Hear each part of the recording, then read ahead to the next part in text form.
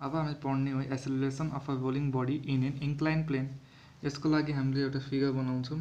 Incline plain एउटा बनाउने हामीले, यो हाम्रो एउटा इन्क्लाइन प्लेन भयो।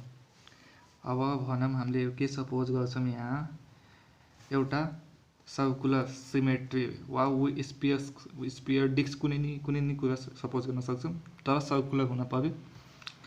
यो अहिले यसको लिनियर भेलोसिटी कति हुन्छ, लिनियर भेलोसिटी वा इनिसियल भेलोसिटी 0 छ। यो भयो यसको यसको वेट, यसको मास m छ भने यसलाई यहाँ mg वेट लगाउँछ र यो भेलोसिटी v बाट अगाडि बढिरहेछ। यो हाम्रो सेन्टर हुन्छ, यसको रेडियस भयो हाम्रो r।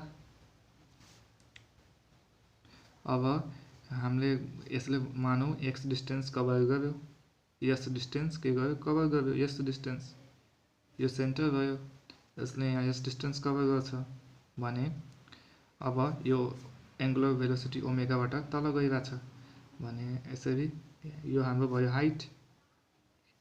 हाइट कति हाइटबाट तल आछ, कति यसले यो यहाँबाट कति हाइट तल आयो भने यसको हाइट हुन्छ, यो यति त्यति बिचको डिस्टेन्स हुन्छ हाइट भनेको। र यो भनेको theta theta is the angle हुन्छ भने अब हामीले एक्सेलरेसन निकाल्ने हो।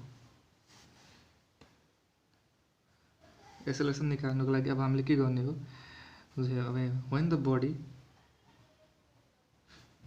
यो सबै अब यो सबै आफै लेख्नुहोस्। m भनेको मास हुन्छ, h भनेको हाइट भयो, u भनेको यति भयो, सो आफै लेख्नु होला। म अब लास्ट सेट यसले बुझाइदिन्छु। अब यो बडी एकचोटि तल आउँदाखेरि हाइट एचबाट तल आयो, हाइट एच तल आयो भने यसले तल आउँदाखेरि यहाँ एक्सेलरेसन त प्रड्युस हुन्छ नै हुन्छ, एक्सेलरेसनबाट एउटा एक्सेलरेसनबाट नै तल आउँछ। एक्सेलरेसनबाट तल आउँदाखेरि यहाँ यसले लस गर्छ potential energy. When the body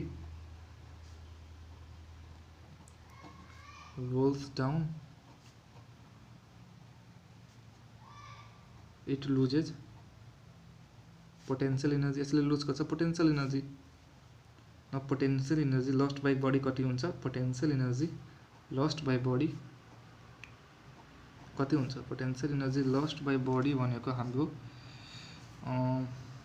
mgh हुन्छ। र जुन potential energy lost by body जति पोटेन्शियल एनर्जी यसले बडीले लस्ट गर्छ त्यति त्यसले काइनेटिक एनर्जीमा लगाउँछ। त्यो तल आउनको लागि काइनेटिक एनर्जीको प्रयोगले तल आउँछ। यो तल आउँदाखेरि त्यसले जुन पोटेन्शियल एनर्जी लस्ट गर्छ त्यो काइनेटिक एनर्जीमा लगाउँछ भने kinetic energy gain by the body कति हुन्छ, kinetic energy gained by body त्यो। अब यो हाम्रो अघि नै हामीले पढिसक्यौँ काइनेटिक एनर्जी अफ रोलिङ बडीको फर्मुला हो 1/2 mv square bracket K square by R square plus 1। यो अघि नै हामीले डेरिभेसनमा निकालिसकेको छौँ अगाडिको भिडियोमा, त्यहाँ हेर्नु होला। र यदि यहाँ यदि कुनै स्लिपिङ यहाँ यसले यो हाम्रो एकदम स्मुथ सर्फेस छ, यहाँ स्लिप नहुँदै तल आयो भने यो राम्रो, यदि यहाँ यो यस्तो सर्फेस लिने हो जहाँ स्लिप नहोस्, व्हील यो सर्कुलर सिमेट्री जुन छ यो स्लिप नहोस्। As there is no slipping हुँदैन भने त्यहाँ मेकानिकल एनर्जी के हुन्छ, कन्जर्भ हुन्छ। As there is no slipping occurs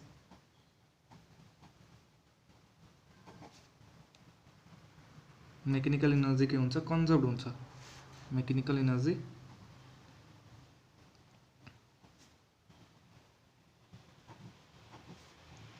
conserve हुन्छ भने के हुन्छ, हाम्रो मेकानिकल एनर्जी कन्जर्भ भयो भने पोटेन्शियल एनर्जी जति लस्ट हुन्छ बडीबाट त्यति नै काइनेटिक एनर्जी यता गेन हुन्छ, इक्वल हुन्छ kinetic energy gain by the बडीबाट।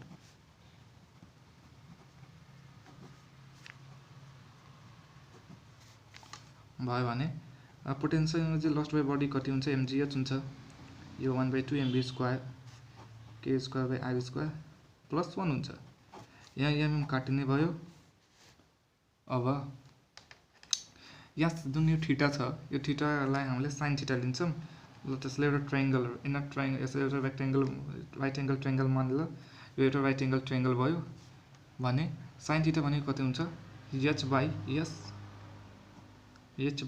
s हुन्छ, परपेन्डिकुलर बाई हाइपोटेनस।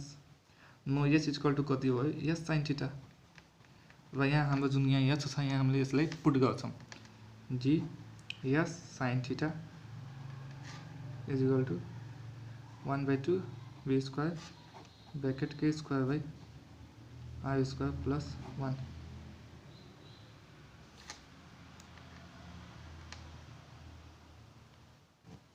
अब यहाँ हामीले के अघि यहाँ के गरेको थियौं, यहाँ हाम्रो इनिशियल भेलोसिटी 0 छ when body start from rest.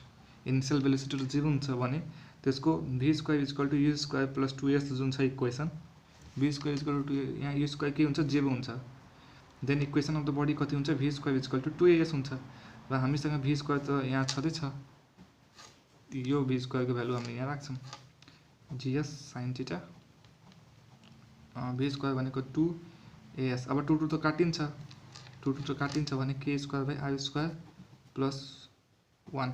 अब हामीले एसेलरेसन चाहिन्छ भने हामीले एसेलरेसन एक ठाउँमा राख्ने, अब सबै यता लग्ने अर्को ठाउँमा।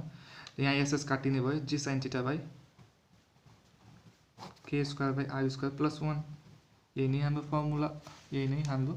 फर्मुला भयो। अब